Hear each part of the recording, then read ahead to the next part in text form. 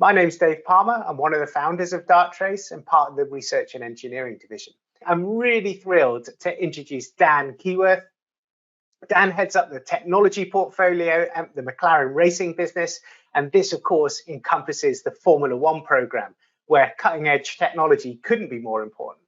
Now, Dan defines and develops the technology roadmap, working closely with the leadership team at McLaren to make sure that the technology that underpins everything matches the team's vision. And he joined McLaren after working with Fujitsu Global for 9 years, actually, most notably working with the UK Gov and delivered tailored IT services to people like the armed forces. Now, almost certainly that's enough monologue from me. So we'll hear from the real star of the conversation, and I'll jump right in with the questions. So first off, Dan, thanks very much for joining us. Question number one, the transition to working from home has changed digital landscapes for all of us. From your security perspective, what impact did this transformation have on McLaren? Yeah, and thanks for having me on today, Dave. Thanks for hosting. So I guess, remote working is not new to us. We go to 21 races a year across the calendar. So we're well and truly used to having our team traveling across the globe and being dispersed across the world. But I guess what this new world has given us in terms of challenges is our workforce has become incredibly more flexible and incredibly more dispersed across the UK and the wider world. And I think from a technology standpoint, we're becoming far more reliant on SaaS platforms. Microsoft Teams and Zoom is an obvious one for many organizations. And collaboration is just naturally a lot higher on a tech platform because we're not sitting face to face, as we can see today. You and I are separated between two screens. And of course, our types of traffic are different as well. So what's coming across our network in and out of where we're traditionally based has, again, so rapidly changed as our world has come to this being our offices for the time being. And I guess from a security standpoint, what that means is our attack surface has just increased tremendously because people are more reliant on the tech to do business, to do their job. And equally, threats to us have grown as a result of that. Yeah, absolutely. Really feels like a lot of this stuff is far away where you can't go and kick it anymore. So the collaboration systems is definitely something I'm interested in. It's a transformation everyone's going through. Do you want to bring to life some of the new risks and challenges that you're seeing with them specifically? Yeah, I think modern the threats are very real. Compromised credentials feels like the big one for us at the moment. Anybody getting hold of someone anywhere within our organization, from a design engineer all the way up to an executive in the racing business, they have easy access to sensitive material. And when you're a sports team, you're trying to be performant. You don't want that to get into the wrong hands. And if they're inside your environment, they can do all sorts of damage as well. So, using your email account almost as an onward attack, whether that's internally within your own business or out to some of your suppliers and key contacts. And we see that as a growing risk and a growing challenge as to how we control that. And typically how, email is one of our biggest areas of potential compromise on that piece as well. So again, which is the topic of this discussion, and that's definitely one of the biggest threats for us at this moment. Oh, we'll dig into that in a sec. I loved your point about the attacking the SaaS accounts there, and it reminded me of a situation I worked with a customer. It was a little while ago now. Must have been the springtime or maybe last winter, and they had a unified identity system. So what they were finding happen in their business was someone brute forcing passwords for people in the collaboration apps. And when they got it right, they weren't logging in and doing activity in the collaboration apps, but they were using that correct password to come back into the data center, and completely different apps that they were hoping weren't being monitored in an altogether way. I thought that was interestingly inventive. Just create all the noise in one part of the business and then sneak back in to another. Back in, very clever. Yeah, yeah. Anyway, we're not here to talk about that as much as we are here to talk about email. So certainly feels like I'm using email a lot more. Probably that's the lived experience for most of us, alongside the constant attrition of Teams and Zoom. What sort of shifts in malicious email activity are you seeing? It's massive at the moment. As you said, I think Teams and Zoom's a certain shift, but email certainly remains our key communication method, and that's a business shift that will take time for people to move just purely onto collaboration platforms. But certainly in the email space, we're seeing a rise in phishing and spoofing, common attacks, and impersonation feels like the biggest thing for us. So people targeting our executive community, as well as our finance teams. So these are quite empowered people within our business, and asking them to do certain things or trying to get access to their accounts or the powers that they may have within the business. And of course, we use Darktrace Antigena, and we get a really good holistic view of all of that, and we can see those different changes in behavior of email and the sort of threats that we're seeing. I think if we look last week across a race weekend, race week, we had 250,000 emails across the business. 3.5% of those emails were acted on by Darktrace because they saw that they scored in a certain way, which could suggest that they have malicious intent. And we brought it down to there being 750 of those that were actually genuinely dangerous to us. And that sounds like quite a small number, but actually 750 across an 850 organization is very close to one-to-one. And each of those could be an entry key into your business. So what we saw from that is that 10% of people ended up clicking on the email, but because we have a double link protection, which Antigena puts into the email, that creates another safety pad to go, this is a bad link. You could have done some damage here. Nice bit of live education for people who click on it. Well, it just really points to the scale of automated attacks, some of those numbers there, doesn't it? I mean, 750 down to 75 that were actively clicked on. It just shows like what security team needs another 75 incidents to deal with on their plate in any given week. And if the machines can make a load of this disappear, we just don't even have to worry about it, then so much the better. For me, that this automated intervention is absolutely the future of where we've got to. You and me focus on steering the ship, but the machines do as much as possible on implementing our policies without relying on having human beings in the loop to deal with it.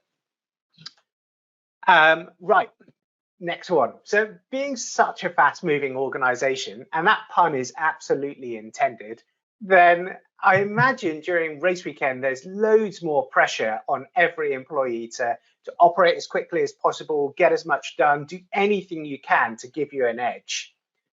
What do you do to manage that increased risk of people being busy, distracted? They're doing their day job. They're not necessarily thinking about security or scrutinizing every email for signs of a problem. Exactly that. And I think it's difficult when the task at hand for people is get the job done on the day, and especially on a race weekend, people are focused on telemetry data, simulations, when are we going to pit, whatever the scenario might be. And actually the email that comes in next might not be the thing that triggers in their brain that it could be the thing that's going to catch them out and may even stop the show. Yeah, it could be as dangerous as that. So historically, we run education programs with our team. We continually coach our employees. I think that's become a lot harder since we've got a much more flexible workforce. Getting some of those key messages visible is a challenge, and attacks are becoming a lot more sophisticated. So I think we're in a position now where you can't expect the employee to be the last line of defense. You've really got to now sort of put your trust in technology to detect those particular threats and then come up with a relevant response. Yeah, couldn't agree more. This idea that it all boils down to the person just doesn't feel like it scales anymore. Criminals, of course, they're not just focusing on the technical side of attacks. We might call it social engineering, but fundamentally they're con men or con women. They're used to tricking people, and that's the crux of it. It's going to be interesting if we watch these trends of it proliferating into WhatsApp, into Teams messages and what have you, where we tend to have our guard down a bit more. Yeah, and the imposters that you touched on as well.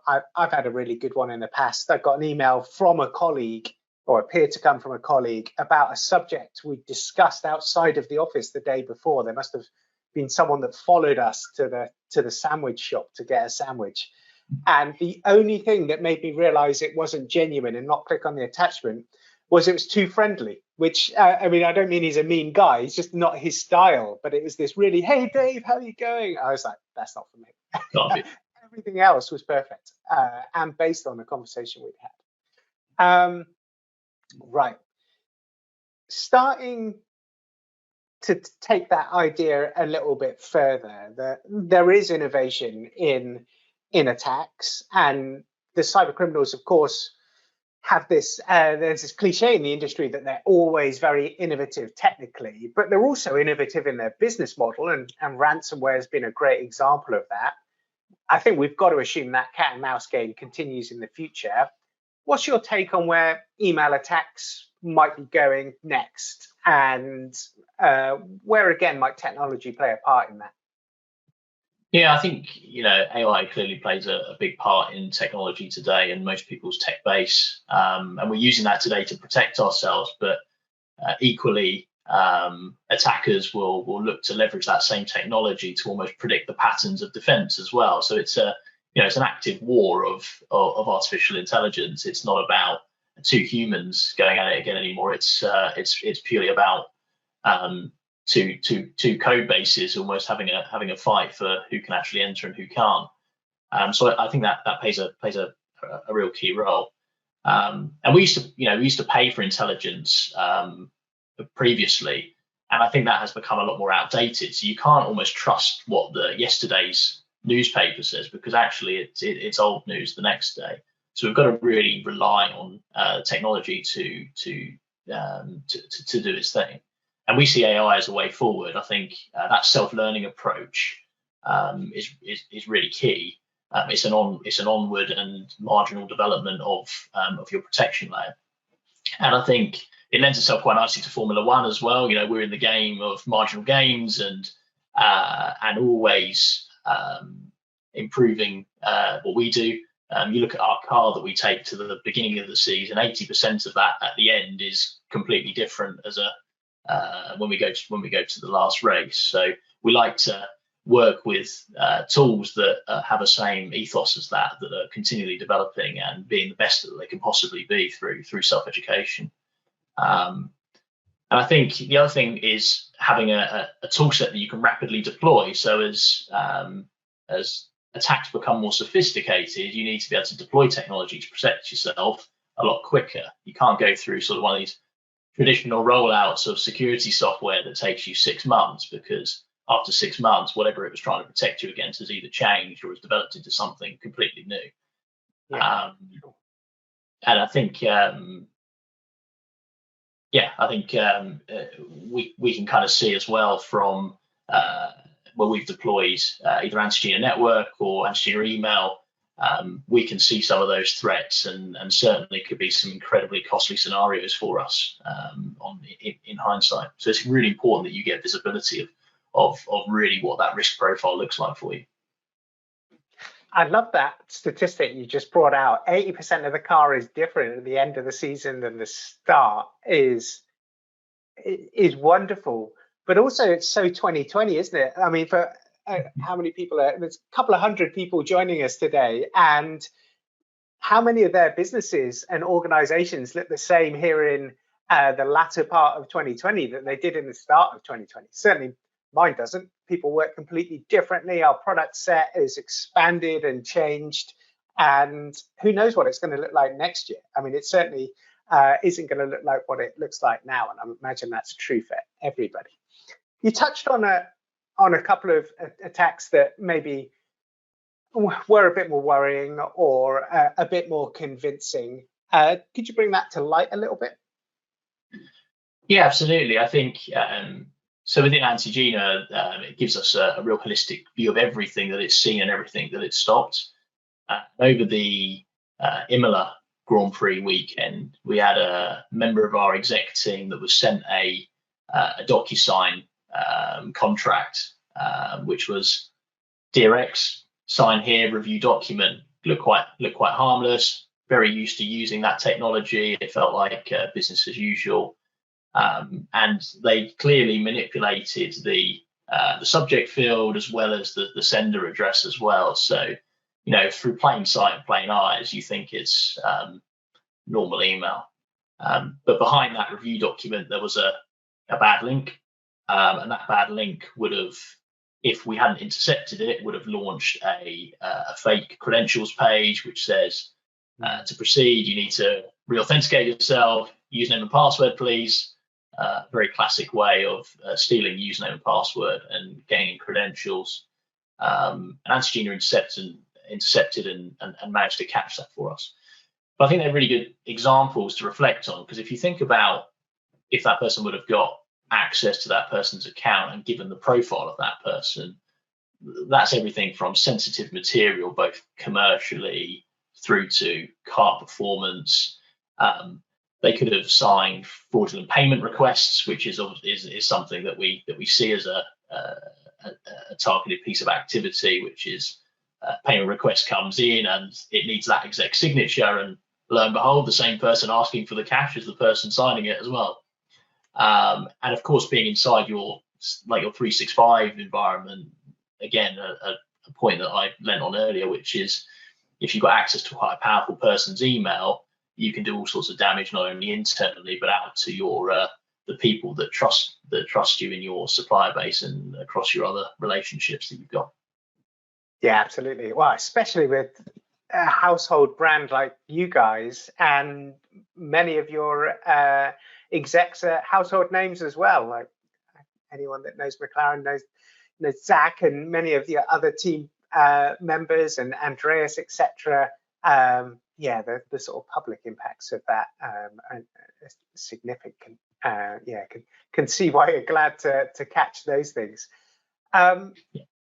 Thank you, Dan. That example and everything you've talked us through has been a real lovely journey. Lovely description of the journey and shift that you guys are seeing, and always interesting to hear about super high performers like you guys and how you're thriving at different times, including this challenging environment that we're all in at the moment. Thank you so much, Dan, for joining us today. Not only are you personally colourful and well lit, but your remarks have been really interesting and a real insight. It's just such an interesting area, seeing how some of the most exciting companies in the world are dealing with the same risks as everyone else. And I'm definitely grateful that we've all able to be part of that. Darktrace and McLaren do have a partnership. When you sign off, a link will appear somehow if you want to know more about it. Of course, if you want to know more about either of the individual companies, then you will find us online, and I think there are some contact details on the pages that you're going to get as well. But thank you so much again for joining, and we'll leave it there for today. Thanks, Dan.